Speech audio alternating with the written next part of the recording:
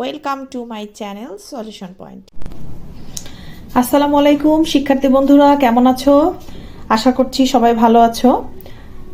আজকে আমরা আলোচনা করব পঞ্চম শ্রেণীর নবম অধ্যায়ের শতকরা অনুশীলনীটি। তো এই অনুশীলনীতে যেগুলো বিষয়ে আজকে আমরা সবগুলোই প্রায় শেষ করিয়ে দেব। তো প্রথমে আসি খালি ঘর পূরণ। 1 নম্বরে দিয়েছে খালি ঘর পূরণ করো। 1 নম্বর প্রশ্নটি আছে 12 জন লোক 20 জন লোকের ড্যাশ শতাংশ, অর্থাৎ 12 জন লোক 20 জন লোকের কত শতাংশ বা কত পার্সেন্ট। তার মানে এখানে তুলনা বোঝাচ্ছে যে 20 জন লোকের মধ্যে এই যে 12 জন লোক যে আছেন, এই 12 জন লোক 100 ভাগে বা 100 জনের মধ্যে কত ভাগ। তো এটা খুব সুন্দর বা খুব সংক্ষেপের একটা অঙ্ক। আমি সমাধান করে বুঝিয়ে দিচ্ছি যাতে শিক্ষার্থী বন্ধুরা তোমরা খুব সহজে এটি পরীক্ষায় সমাধান করতে পারো। তো প্রথমে আমি অঙ্কটি তুলছি। 1 নম্বর 12 জন লোক 20 জন লোকের ড্যাশ পার্সেন্ট, হোয়াট পার্সেন্ট, ঠিক আছে, কত পার্সেন্ট। আচ্ছা, আমরা একটু ভেবে দেখি এখানে মূল আসলে কি। মূল বলেছে যে 20 জন যে লোক আছে, এই 20 জনের মধ্যে 12 জন কত পার্সেন্ট। 12 জন কত পার্সেন্ট এটাই আমাদেরকে বের করতে হবে। কত জনের মধ্যে? 20 জনের মধ্যে। এখন আমরা যদি এইভাবে ভাবি যে 20 জনের মধ্যে 12 জন, তাহলে একজনের মধ্যে কত? 100 জনের মধ্যে কত? 100 জন কেন বলছি? আমরা জানি পার্সেন্টেজ, এই পার্সেন্টেজ মানে হচ্ছে 100, পার্সেন্টেজ মানে 100, এটা আমরা সব সময় জানি। শতকরা মানে হচ্ছে একটি ভগ্নাংশ যার হর সব সময় 100 হয়ে থাকে। আর পার্সেন্টেজ মানে যেহেতু 100 আমরা ধরছি, 100-র মধ্যে আমাদেরকে নির্ণয় করতে হবে।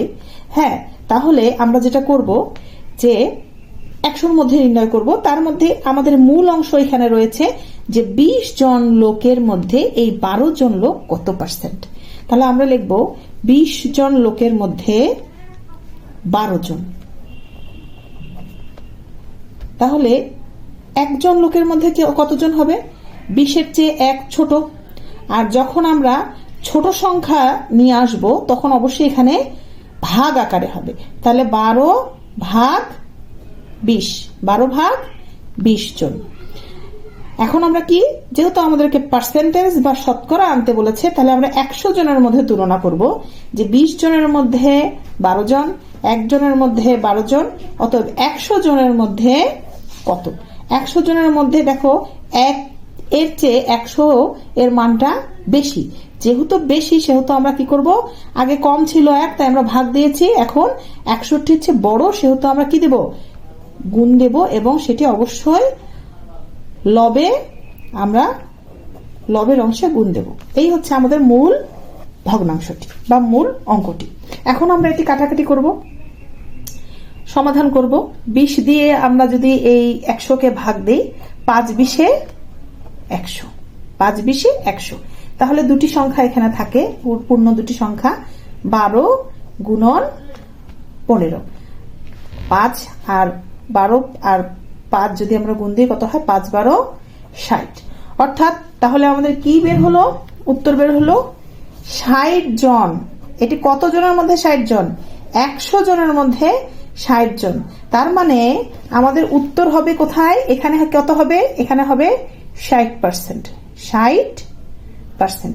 12 জন লোক হচ্ছে 20 জন লোকের মধ্যে 60 ভাগ। তাহলে আমরা উত্তর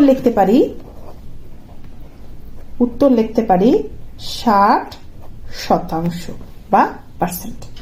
আশা করি শিক্ষার্থী খুব সহজে বুঝতে পেরেছ। এরপরে পরের অঙ্কটি দেখি। পরে 2 নম্বর অঙ্কে বলেছে 300 টাকার 150 হলো ড্যাশ টাকা। আচ্ছা, 300 টাকার 150 হলো ড্যাশ টাকা। তার মানে এখানে পার্সেন্টেজ দিয়ে দিছে। এখানে 150 বলেছে যে 150% সমান কত? কত? 300 টাকা। তাহলে আমরা অঙ্কটা একটু আগেই তুলে নেই। 2 নম্বর অঙ্কে বলেছে 300 টাকার 150% হলো ড্যাশ টাকা। আচ্ছা, আমরা একটু ভাবি, আমরা ভেবে দেখি 300 টাকার 150 ভাগ, ঠিক আছে, 150 টাকা সমান কত টাকা হবে? হ্যাঁ, মানে এই টাকাটারই 100 ভাগ, আরো কি বলেছে, আরো 50, মানে 150 ভাগ সমান কত? তাহলে এটা আমাদের একটা সহজ সমাধানটা করি। সহজ সমাধান হচ্ছে আমরা 300 সঙ্গে এই 150% গুণ দেব, যত পার্সেন্ট বলেছে তত পার্সেন্ট গুণ দেব। এটা খুব সোজা অঙ্ক। যেই টাকা বলেছে বা যেই অ্যামাউন্টটা বলছে সেই অ্যামাউন্টের সাথে কত পার্সেন্ট যাচ্ছে, আরো কত পার্সেন্ট যোগ করতে চাচ্ছে, আমরা সেটি কি করেছি, গুণ দিয়ে দিয়েছি। এখন সবসময় আমরা জানি যখনই পার্সেন্ট মানে কি, এই পার্সেন্ট মানে হচ্ছে 100 এর ভগ্নাংশ। ধরুন আমি যদি বলি 100% বলি, 100% মানে 1/100। এতটুকু তো আমরা বুঝি, শতকরা মানে হচ্ছে একটি ভগ্নাংশ যার হর সবসময় 100 হবে। তাহলে এই 150% যে দেয়া রয়েছে এটিও তো একটা শতকরা, এবং এর ভগ্নাংশ কত? এর ভগ্নাংশ 100। এতটুকু বুঝেছ শিক্ষার্থীরা? হ্যাঁ, তাহলে এর ভগ্নাংশটাও 100। তাহলে এখন আমরা কি করতে পারি? খুব সোজা, আমরা এখন কাটাকাটি করব। এই পার্সেন্টেজটা তুলে দিয়ে আমরা কি করলাম, আসলো আমাদের হর হচ্ছে 100। এখন এটা কাটাকাটি করে 300 সাথে যদি 100কে 100 দুগুণ 200 আর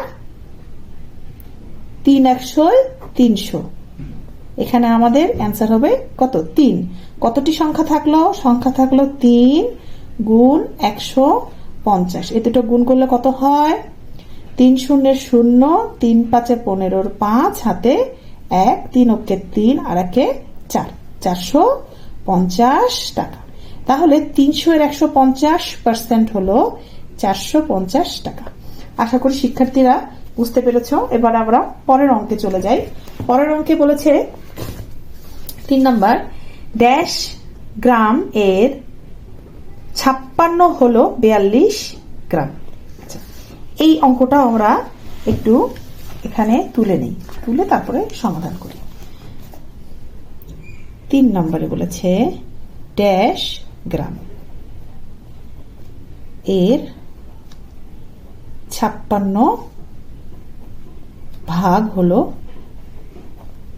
42 গ্রাম। আচ্ছা, তাহলে এখানে একটা ফাঁকা ঘর আছে, আমাদেরকে এটা বের করতে হবে। ড্যাশ গ্রাম এর মানে আমরা সবসময় কি বুঝি, এর মানে কিন্তু গুণন, এর মানে হচ্ছে গুণ অবস্থায় আছে। 56 হলো 42 গ্রাম। আচ্ছা, আমরা এখান থেকে সমাধান করি। এই ফাঁকা ঘরটাকে আমরা কিছু ধরি, কোনো একটা চলক ধরি, ধরলাম এটা ক গ্রাম। কি গ্রাম? ক গ্রাম। ক গ্রাম এর মানে কি, এর মানে আমরা সবসময় জানি গুণ। 56% হলো 42, হলো মানে কি, এই ক এর 56% করলে আমরা 42 গ্রাম পাই। তাহলে ক গ্রাম এর 56 ভাগ, শিক্ষার্থীরা একটু মনোযোগ দাও। এখানে এই 56% আমি একটু আগে কিন্তু বুঝিয়েছিলাম। পার্সেন্ট মানে কি, 100%, মানে কি, মানে হচ্ছে 100 ভাগ 1/100, মানে শতকরা একটি ভগ্নাংশ যার হর সবসময় 100। তাহলে এখানে তো শতকরা কি আছে, 56% আছে না? তার মানে কি, এটা পার্সেন্ট আকারে আছে, অর্থাৎ আমরা এভাবে লিখতে পারি 56 ভাগ 100 যার হর 100 সমান কি 42। ঠিক আছে। আচ্ছা, ক গুণন এই অংশটুকু আছে, তাহলে ক আমরা এখানেই রাখবো, কারণ ক আমরা বের করব, ক কি অ্যান্সার সেটা বের করব। তখন এই অংশটা যেটা আছে সেটা আমরা সমান সমানের ঠিক কাছে নিয়ে আসবো, মানে এটা বাঁয়ে আছে আমরা ডানে নিয়ে আসবো। আমরা সব সময় জানি এই বাঁয়ে যে অংশটি যে অবস্থায় থাকে ডানে আসার সময় অবশ্যই সমান সমানের এই পাশে আসার সময় অবশ্যই এর বিপরীত অবস্থা নিয়ে আসবো। তার মানে এটি যে অবস্থায় আছে তার বিপরীত অবস্থায় আসবে। এখানে গুণ অবস্থায় আছে, আমরা ভাগ অবস্থায় তাকে নিয়ে আসব। তাহলে 42 ভাগ 56 ভাগ 100। এখন এটাকে আমরা গুণ করে দেব। গুণ করে দিলে আমরা জানি ভগ্নাংশের এটা উল্টে যায়, হর উপরে যায়, লব নিচে চলে আসে। তাহলে হর আমরা উপরে নিয়ে গেলাম আর লব আমরা হরের জায়গায় নিয়ে আসলাম। এখন একটু কাটাকাটি করি। হ্যাঁ, কোন সংখ্যা দিয়ে এটি যায়? 7 দিয়ে যায়। 7-এর ঘরের নামও তো আমরা পড়ি, 6 7 42 আর 6 7 42 7 8 56। আবার এটা আমরা একটু কাটাকাটি করতে পারি। 4 দুগুণ 8, 3 দুগুণ 6, 4 দিয়ে 100-কে 4 25 100, 4 25 100। তাহলে সব কাটাকাটি করার পরে আমাদের থাকে 25 এবং 3 এবং 25-কে যদি আমরা গুণ দিই তাহলে 3 25 75। তার মানে আমাদের উত্তর হচ্ছে 75 গ্রাম। শিক্ষার্থী বন্ধুরা, তোমরা এক নজরে অঙ্কটি দেখতে পারো। ড্যাশ গ্রামের 56 হলো 42 গ্রাম। এই ড্যাশটাকে আমরা ক চলক ধরলাম আর পার্সেন্টকে আমরা কি করলাম? 100 দ্বারা ভাগ করলাম এবং বাকি প্রসেসগুলো খুব ইজি ছিল। তোমরা আশা করি বুঝতে পেরেছো। তাহলে আমাদের উত্তর হচ্ছে 75 গ্রাম। শিক্ষার্থী বন্ধুরা, এবারে আসি আমরা 2 নম্বর অঙ্কে। 2 নম্বর অঙ্কে বলেছে রবিবার কোনো বিদ্যালয়ে 80 জন শিক্ষার্থীর 30% অনুপস্থিত ছিল। ওই দিন উপস্থিত শিক্ষার্থীর সংখ্যা কত?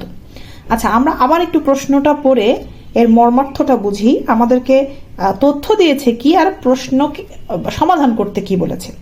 এখানে বলেছে যে 80 জন মোট শিক্ষার্থী আর 30% অনুপস্থিত ছিল। তাহলে ওই দিন উপস্থিত শিক্ষার্থীর সংখ্যা, তার মানে অনুপস্থিত শিক্ষার্থীর একটা আমাদেরকে তথ্য দিয়েছে আর মোট শিক্ষার্থীর তথ্য দিয়েছে, কিন্তু আমাদেরকে বের করতে হবে উপস্থিত শিক্ষার্থী কতজন। তাহলে চলো শিক্ষার্থী বন্ধুরা, এটা আমরা সমাধান করি। এটি খুবই মজার একটি অঙ্ক। তাহলে প্রথমে আমরা যেটা করব সেটি হচ্ছে এই যে 80 জন শিক্ষার্থী, এটাই হচ্ছে আমাদের মূল শিক্ষার্থী। তাহলে 80 জনের মধ্যে উপস্থিত কতজন সেটা আমরা আগে বের করব। এখন 80 জনের মধ্যে উপস্থিত কতজন সেটা তো বের করতে পারছি না, কারণ আমাদেরকে পার্সেন্টেজ আকারে দিয়েছে। তাহলে 30% অনুপস্থিত, তাই না? 30% অনুপস্থিত। 30% মানে কি? 100 জনের মধ্যে 30 জন। একটু ভাবো যে পার্সেন্টেজ মানে এখানে 100 জনের সাথে তুলনা করা হয়েছে। তাহলে আমরা সমাধানটা এভাবে করতে পারি যে উপস্থিত শিক্ষার্থীর সংখ্যা, উপস্থিত শিক্ষার্থীর সংখ্যা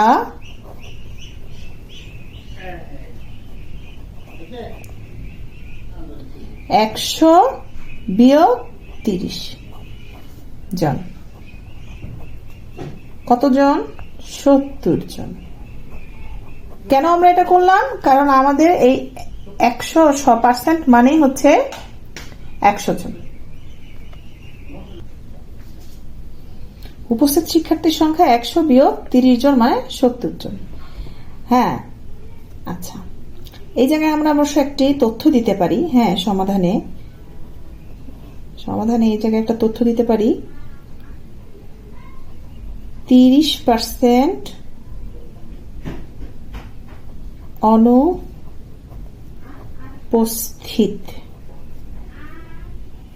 এই জায়গায় কমা দিয়ে এখানে লিখব সুতরাং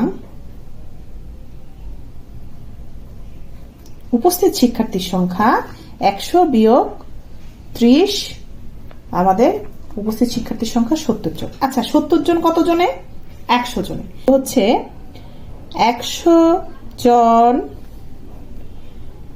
শিক্ষার্থীর মধ্যে উপস্থিত 70 জন। যেহেতু আমরা পার্সেন্টেজে হিসাব করেছি, তাহলে 100 জনের মধ্যে উপস্থিত 70 জন, তাহলে একজনের মধ্যে উপস্থিত কতজন? 70 ভাগ 100 জন। অতএব আমাদের মোট শিক্ষার্থী ছিল 80 জন। তাহলে আমরা লিখব 80 জন শিক্ষার্থীর মধ্যে উপস্থিত 70 গুণন 80 নিচে 100। আচ্ছা, এখন আমরা কাটাকাটি করব 10 দিয়ে। 10 10 100, 8 10 80, 7 10 70। তাহলে 7 এবং 8 27 56 জন। 27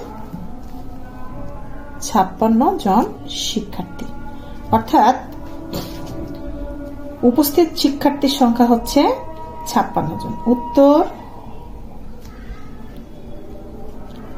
উপস্থিত শিক্ষার্থী 56 জন। তাহলে শিক্ষার্থী বন্ধুরা, আমরা পরের অংশগুলো পরবর্তী পার্টে অনুশীলন করব ইনশাআল্লাহ। ধন্যবাদ সবাইকে।